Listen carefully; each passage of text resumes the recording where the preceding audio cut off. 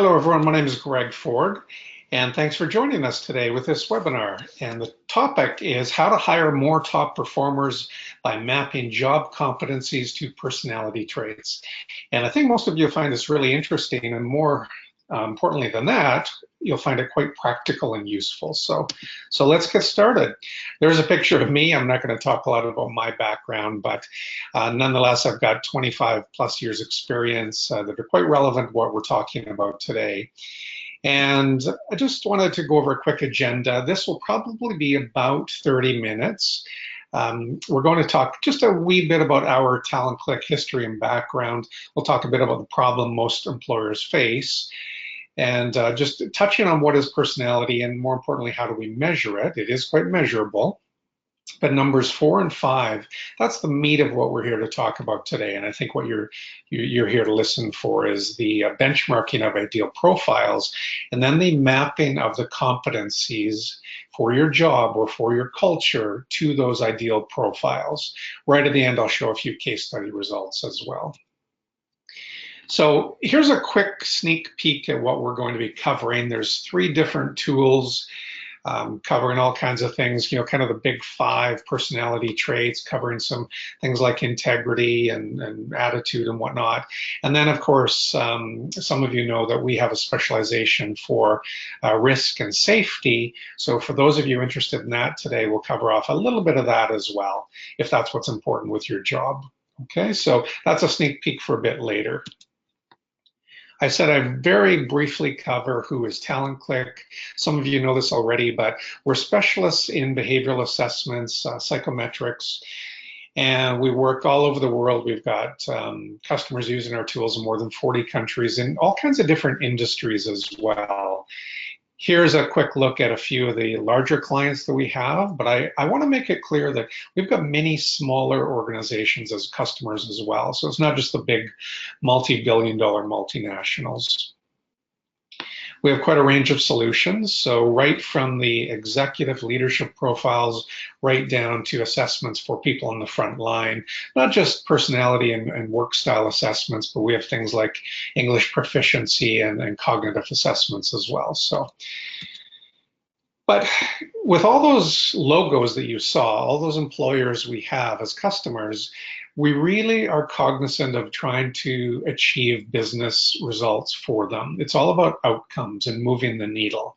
So at the end of the day, we're not doing our job properly unless we help organizations like yours hire better people, improve morale, increase employee satisfaction and employee retention, and a few other things as well. At the end of the day, we want to help you save time and money.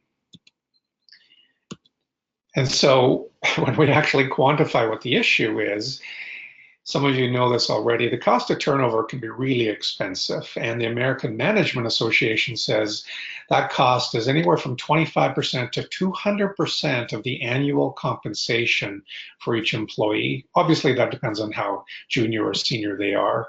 So think of it this way, the average turnover cost for all job levels is equal to 1 year's salary and benefits on average. That comes from PricewaterhouseCoopers and Saratoga. So think of this. Have you ever hired someone that you thought was going to be a great new teammate, just a wonderful addition to the organization, and then 3 months, 6 months later, you think, what the heck? This is not who I thought this person would be. It's happened to all of us. And the issue is we get fooled by people in interviews. We get fooled because an interview is a performance. But the other issue is often we don't know what we're looking for. We don't know how to measure it properly. We don't know how to ask the right questions. So some of that's on us. It's not just people fooling us. And I'm here to talk about that today. Traditional interviewing really does have a coin toss success rate in hiring people who become good performers to high performers. That's what the research shows. Now, I'm not here to say that we, in our business of psychometrics and behavioral assessments, have the magic silver bullet that's going to get that up to 100% success rate. That would be irresponsible of me. Typically, we can get that up to about a 75% success rate. So not 100%, but nonetheless, going from 50% to 75%, that's a 50% incremental gain. So most companies will take that all day long. And this is one of the reasons that more and more organizations are now using assessments, is because they've become more accurate, more powerful. Predictive analytics in general have become way more powerful and popular than they ever used to be. And there's research that shows businesses that use pre-hire assessments are 36% more likely than others to be satisfied with their new hires. That comes from Aberdeen Research. Okay, enough of that. Very quickly, it's important for us today to talk about what is personality. So I'm just going to take 60 seconds to do this. Personality is, it's our hardwiring, our default settings. What do we gravitate to? At the end of a busy work week, do you love, getting out there with people, going to nightclubs, or, watching aggressive television, or do you just like curling up with a good book, or spending time gardening, or going for a quiet walk on your own with your dog? There's nothing wrong with any of those answers. It just reflects who we are and how we're born. As I said, what those default settings are. And so this is the issue. You've probably seen this image. The iceberg is when we interview, we can see what's above the surface. We can look at the resume, look at the past experience, and we can, do the background check or the reference checks. But what we can't see until that 3-month or 6-month period of time goes by is what's under the surface. And these are the natural tendencies we all have. We were born with these urges and impulses. You've heard me use the terms hardwiring, default settings. Another way to think of personality is it's how we act when nobody's looking. And it's definitely a predictive indicator, a leading indicator of how we will behave in the future. Okay, so enough about defining it.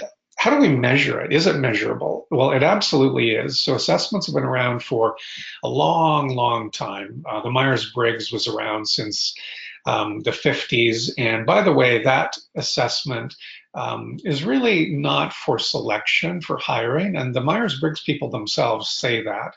It's a better tool for team building exercises. So when we look at normative assessments, how do we do it and how do most normative assessment companies do it? Well, these days with technology, you can just send out a link and ask applicants or employees to do the assessment online. And or you can post the link on your careers page or embed it in a job ad. And participants do the assessment. These days, as I said, it's available online on mobile phones, on laptops, on tablets. It should only take about 15 minutes to do a good normative assessment. Most these days are available in multiple languages. Ours is available in more than 20 languages.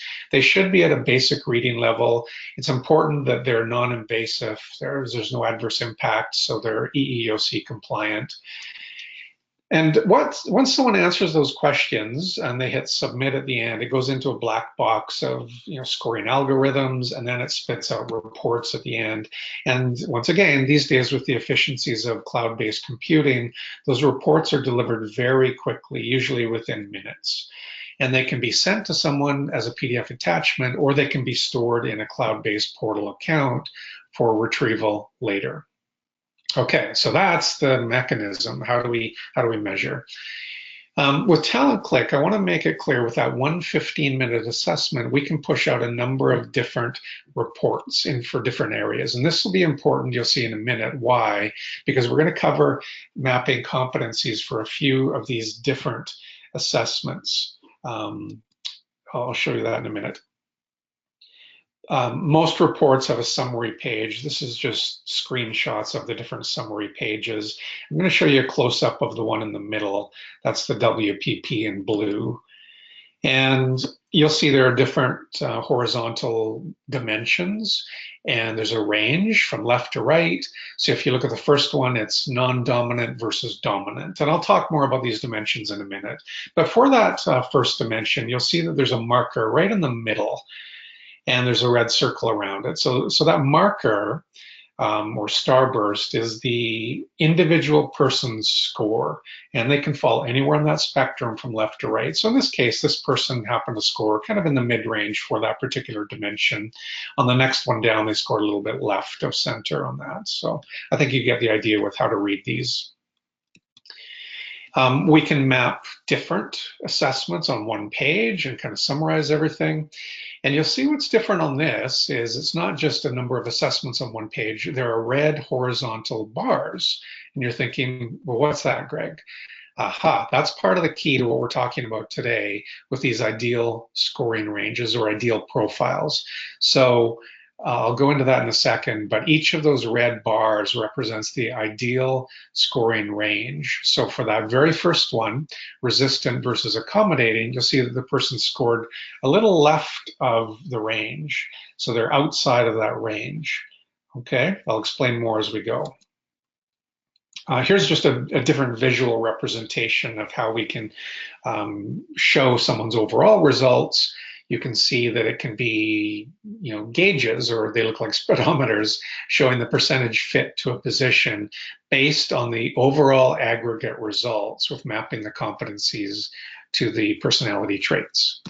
Here's another way to show it. You'll see that number in the middle, 48, with yellow around it. So yellow indicates they're a possible fit to the benchmark. It doesn't mean you fail them or exclude them. That may mean you just take a little more caution with the interview or the reference checks, or you put them in pile B and start with the people who score with a more green fit to start, if you have the luxury of lots of applicants for your position. Okay, how do you create ideal score ranges? So this is what we're really here to talk about today. There's a few different ways to do it. So I showed you earlier the marker on a dimension. That was for one person's score. You see all these dots. These are a bunch of different markers from a bunch of different people. So you can do a scatter plot graph plotting dozens or even hundreds of people on one graph. And now you can identify patterns and trends. You can identify a cluster of where people are scoring. You can map your top performers versus your low performers, people in different locations, different teams, whatever. So this is high-level business intelligence that gets pretty interesting. This is a whole separate webinar. I'm not here to talk a lot about the group analytics today, but I'm just saying it's one way to build a benchmark by mapping your top performers onto one of these. And so here's a very quick representation of that for, let's say, a sales position. So the data from this organization is showing all their top performers are scoring on the right side of the achievement orientation. Not a surprise for salespeople. Their best sales performers have a sense of urgency. They're energized by interacting with others. They're relatively outgoing. Again, not a big surprise. Look at this one. This is the spontaneous versus regimented dimension. The best sales performers are regimented. They use the CRM system to track their sales activity as opposed to a loosey-goosey approach to being organized. Let's look at some of the lower performers. They could analyze low performers as well and see that they're not very directive. They're not very dominant and aggressive. Maybe they're a little too blunt and abrasive, and the customers don't like that. So dozens and dozens of different ways to slice and dice the data, but I think you get how you can do it from a group analytics point of view. There's another way to do it, and this is called a job analysis. So you could send around a questionnaire to a number of your job experts who know the position really well. And you can say, think about the competencies required for our culture, who fits with our organization, but also who fits with this job. And now you're helping take that gut instinct out of things. Remember, we get fooled, 50% success rate with interviewing. We're taking it from unstructured interview to a structured interview now with some quantifiable data. So you could have people go through this, and it only takes 2, 3, 4 job experts for a position, and they start answering this and start filling it in. You can see how this works. It's fairly straightforward. And then you just kind of consolidate the data. And here's one way that you can look at things with the WPP. I said we look at different reports. So WPP is the work style and performance profile that we have. This is just what we call it, kind of the big 5 personality, and we add one more to it. So you look in the left-hand column, competencies required. So Do you require a strong, assertive leader? How important is setting vision and motivating people? We're going to break down each of these in a second, but this is kind of the overall layout for the WPP. Okay, so we break down things and look at each one. So you're looking at this particular competency for your position. It may be important, it may not be. Not everyone needs to be a strong leader. We can't all be, generals or chefs in the kitchen. Some people have to be prep cooks. So going back and looking at your job analysis, you could see that most people rated this as important, or they might have rated it as extremely important or not important or whatever it is. I'm just saying you're now looking at data as opposed to the gut instincts. I'm going to quickly exit this and show you a live demo of a way that you can use the benchmarking tool. So here's our cloud-based portal. I'm live in this right now. And you can see for this particular first dimension on WPP, this is non-dominant versus dominant. And once again, if that dominance is really important to you for this job, you might want to slide these sliders up to the end, right to the top, and have a fairly narrow range. So this then becomes your ideal score range, someone you want them to score, let's say at least a 70 or above, or at least a 60 or above. And now I want to make it clear, the far right isn't necessarily better. I said we can't always be generals or chefs. Sometimes you need someone who is not dominant and will just be a good follower and execute on the strategy and plan developed by someone else. So you might want to make it, for that particular position, a lower benchmark score range. Okay, so now once you've got this benchmark range, it can be overlaid atop of these results. So going back to this, do you require a strong assertive leader? How important is setting vision? You can see this green horizontal bar. This is that ideal score range that we just created, and we overlaid it atop of this dimension. So you can see the marker with this particular one is actually a little bit on the mid left. It's outside of the range. So this now becomes quite telling for you, especially during the interview. So you can take that personalized interview guide and start asking some questions. So you'll see, here's a tailored, personalized question according to this person's result of being a bit left of center. The interview question could be, give me an example of a time when you had to resolve a difficulty or conflict with a customer. How did you handle it? Next question, give me an example of a situation in the past where you have demonstrated your ability to be assertive when necessary. So you can see there are probing questions based on this person's score, not necessarily being super assertive or dominant. And once again, customers usually love this because it becomes a more powerful interview tool. You don't get these applicants that will, they know what they should answer and they'll give you those pat answers, and that's part of that performance. Some of them will sit there and go, oh, how do they know this about me? And they need to start answering a bit more truthfully. This also works for the reference checks, as I mentioned too, okay? Now, you'll see there's interview notes. There's a big open text field. If you want, you can take notes there. But it's important at the bottom of each of these dimensions to kind of quantify things. You could say they don't meet the requirements, they partially meet it, they greatly exceed requirements or whatever. So again, this becomes a more process-oriented, structured way of interviewing based on quantifiable results. Make sense? Great. So you can go on to the next one. All right, the next dimension is about achievement orientation. So in your organization, how lofty are the goals? Does the culture offer growth and advancement? Some organizations do, some don't. Again, no right or wrong. It's all about fit. Okay, so you can go back to, on this case, let's say question number 7. How important is it for this person to be a high achiever who wants to climb the ladder quickly? In this case, maybe it's not that important, right? Maybe it's a more kind of staid, bureaucratic, traditional organization, and that's a great fit with some people. You don't have a lot of advancement opportunities. We know of one utility company that was trying desperately to reshape themselves, and they said we want nothing but high achievers and go-getters and self-driven. They just want to conquer the world, slay dragons. They started hiring nothing but those people. Guess what? They had turnover like you wouldn't believe. Those people all left within 12 months because that wasn't the authentic culture.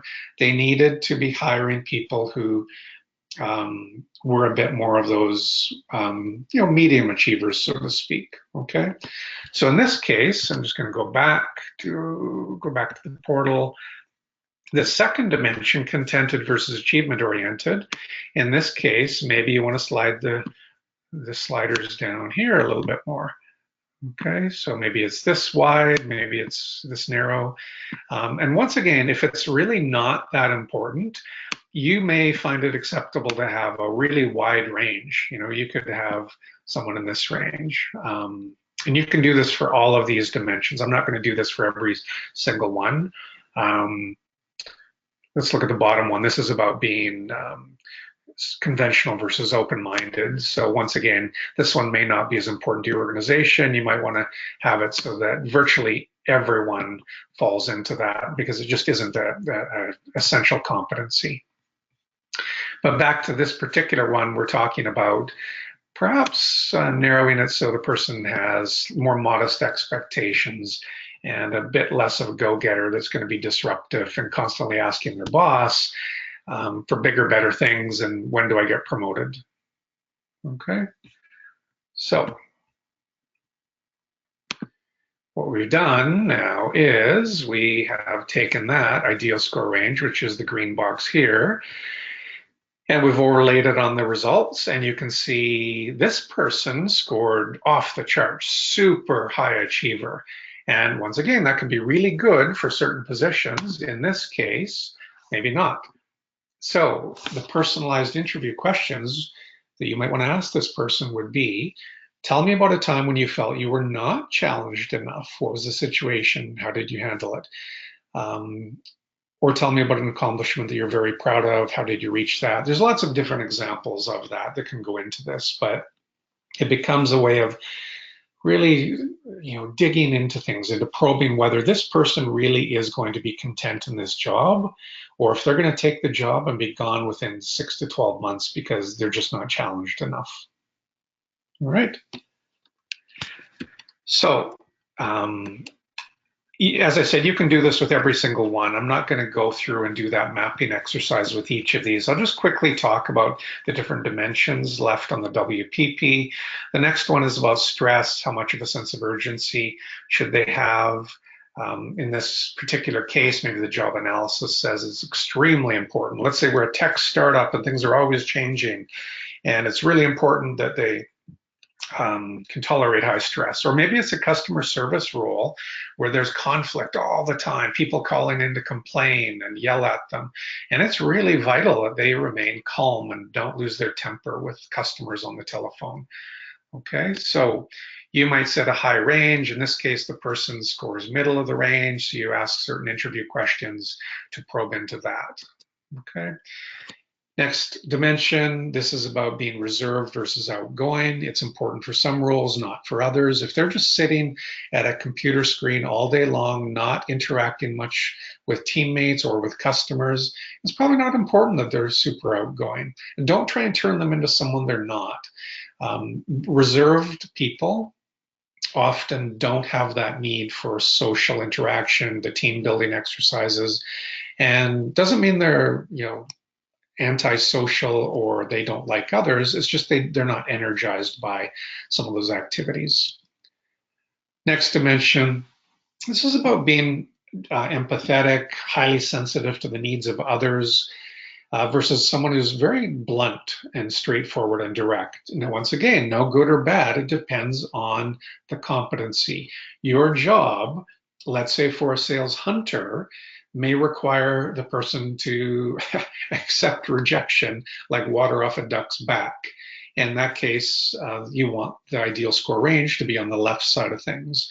If It is more of that account manager or customer service role where they need to be pleasers. You probably want them to be a bit more empathetic and fall on the right side of the range. Next one is spontaneous versus regimented. I touched on this briefly just a second ago. This is, that salesperson. Do they enter things into the CRM? Are they rule-abiding, detailed-focused? Sometimes that's essential for the role. Other times you need them to be flexible and improvising, and it's not as important that they're rule followers and highly organized. Last one for the WPP is, are they open-minded? Are they adaptable, open to change? Are they curious and creative and always looking for new out-of-the-box ways of looking at things? Versus the person at the other end of the spectrum, practical, predictable.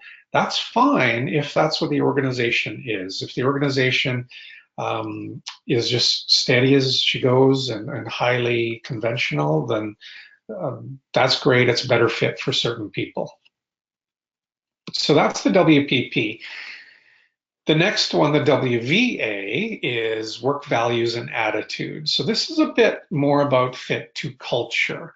The WPP, which we just covered, is about usually more of the fit to the position. So we call it person job fit, PJ fit, whereas this is person organization fit, so PO fit.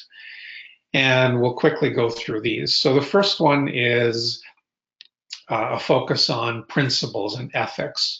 Some organizations, it's okay to play in the gray areas, color outside the lines and push the boundaries. Whereas others, especially if there are, legislative rules or association guidelines, if they're a financial company, you just simply cannot be playing those gray areas. There's no room to be rebellious. And go back to this again. So you'll see a different tab instead of the WPP. I'm just going to click on the WVA. So this is that first dimension. Once again, if you're a financial services company, stringent rules, harsh penalties if you break the rules. You probably want to make this ideal score range pretty darn high, maybe 65 to 100%, as an example. Okay. And then you overlay that ideal score range atop of each person's results. And so here's what we've done with the green box. It's a pretty high ideal score range for integrity, and this person scores right at the top. Okay, so maybe this is an area where you don't need to probe into it as much during the interview because the data is telling you that there's a good fit. The next one is responsibility. Do they take deadlines seriously? Are they punctual? Are they driven to meet others' expectations? Coachability.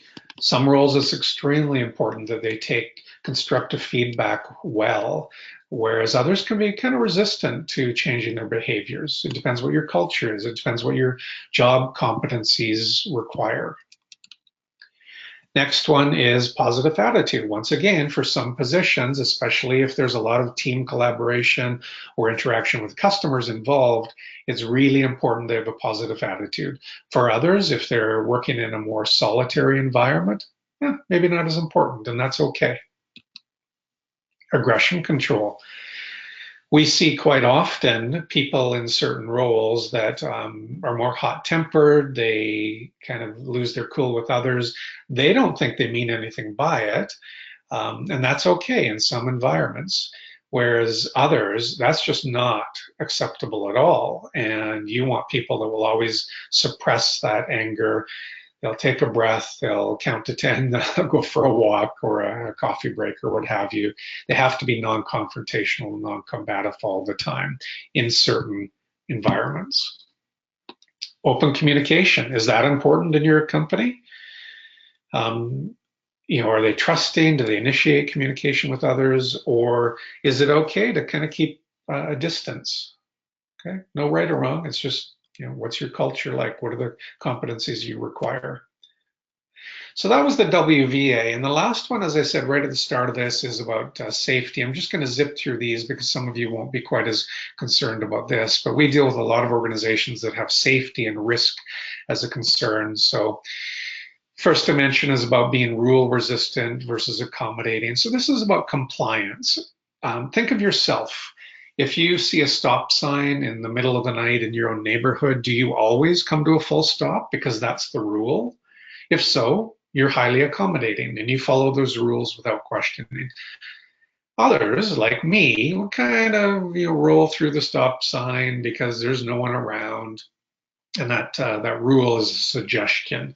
And some people don't like authority and being told what to do. That's okay in some environments where you do need them to push the boundaries and really challenge the status quo. In safety sensitive environments, typically that is not cool. You don't want them to be doing that. There are standard operating procedures and they have to be compliant. Anxiety versus calm. This can be an important one for transportation, for transit drivers. How stressful is the environment? Is it dense traffic and there are people cutting them off all the time and they just have to, go with the flow? This is about impatience or irritability. Some people lose their cool quite easily, whereas others just always seem patient. This is an interesting one for conflict in the workplace, in almost any workplace, because you'll get sometimes people that um, look at the other person at the other end of the spectrum and think, the impatient person will think this patient person, what's with them? They just never lose their cool. They're too calm and they just, I don't get it. They don't seem to care. Whereas the patient person might care just as much. They just don't need to show it quite as much. Next one, distractibility. This one is about our need for stimulation and variety. And some people love multitasking, and that's what the role requires. As opposed to other roles, let's say on a factory line, they're doing the same repetitive task every day for months and years. And some people are okay with that. They take comfort in that repetitious routine and they can focus all day long, every day. I can't. I would not be good on a factory line. I would also not be good operating heavy equipment because of my distractible nature. And also, what I said a few minutes ago about my ability to, or my need to maybe not follow the standard operating procedures and be non compliant sometimes. Next dimension is impulsivity versus being cautious. This one's about making snap decisions, not thinking through the consequences of one's actions. And some people, you've probably worked with some of these people or their friends, neighbors, family members, they just seem to make boneheaded decisions. And you think, what were they thinking?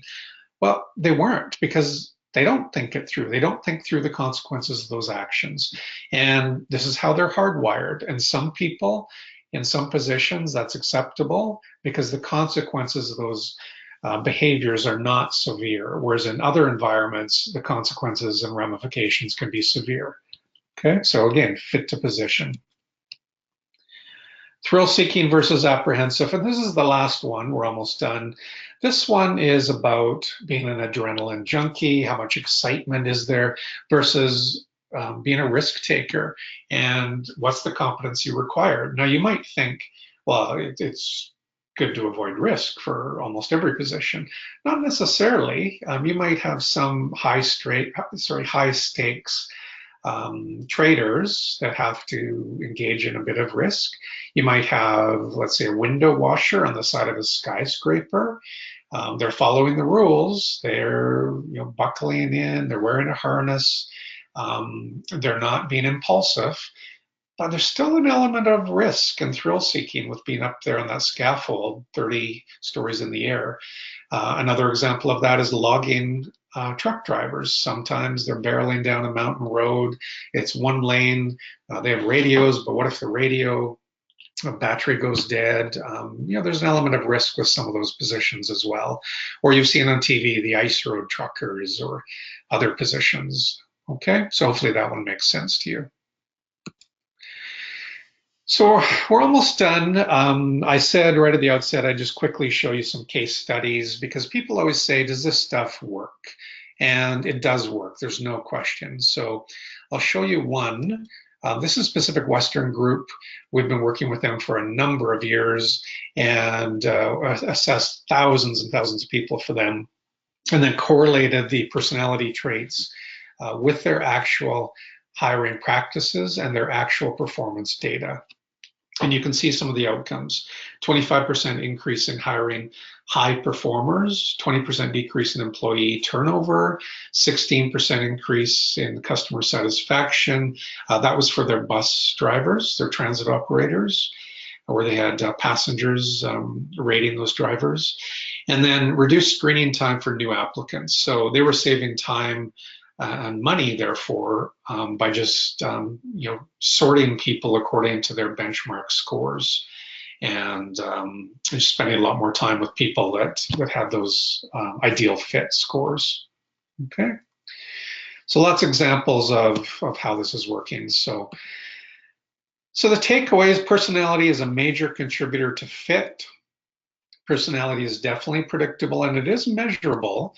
And using pre-hire assessments to hire top performers who fit yields up to a 67% higher productivity and profit. That's according to McKinsey and Company. And now, these days, with the advances in technology, it's fast, easy, and affordable. So that's it. Hopefully you've enjoyed this, you found it interesting. If you have more questions, by all means, feel free to contact me directly or send an email to info@talentclick.com, and we'd be happy to answer any further questions that you have. So, all right, we've come up on our allotted time for this. And once again, thank you so much for your interest. And I wish you all the best in your own hiring within your own organization. Take care. Have a great day.